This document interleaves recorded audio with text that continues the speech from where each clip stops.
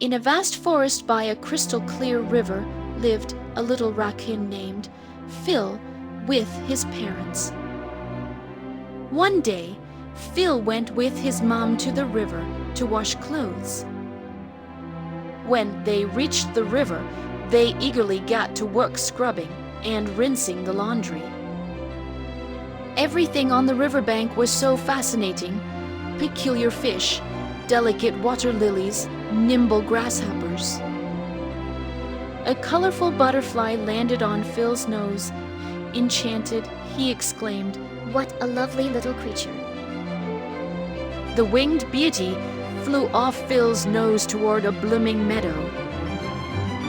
The little raccoon jumped up and ran after it. The swift current carried away a shirt Phil was washing, sweeping it farther down the river. Seeing this, the little raccoon raced along the shore, trying to catch up with the rushing water. Suddenly, he heard a crunch. His paw was stuck in the mighty roots of a sprawling oak tree. The little raccoon stopped, pulled his paw free, looked around, and realized he was lost. "Mommy, Mommy!" He cried desperately. The sound echoed back to him. "Hello, baby," hissed a snake, slithering out from the roots.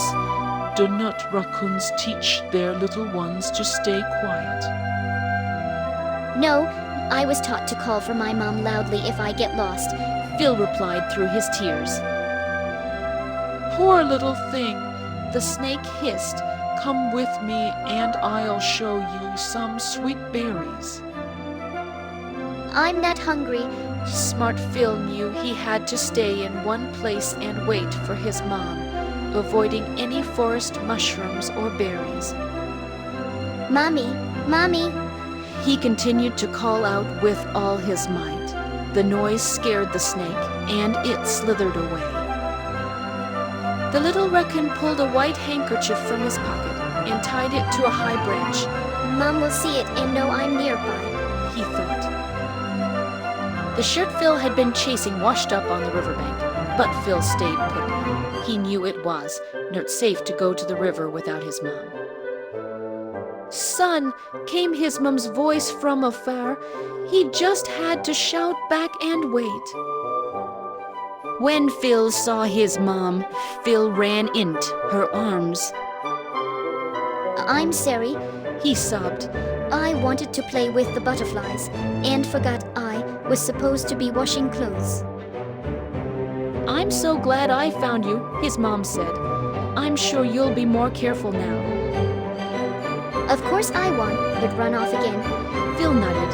and I'll help you finish the washing." They went back to washing. Phil handed over the clothes from the basket while his mom hung them on the line. When they finished, they ran to the meadow to play with the butterflies. The raccoons laughed and had so much fun together. From then on, Phil made sure to stay close to his mom and never wandered away from her. The end of the tale. Let's read some more. Click on the circle to read again or on the house to choose a new tale.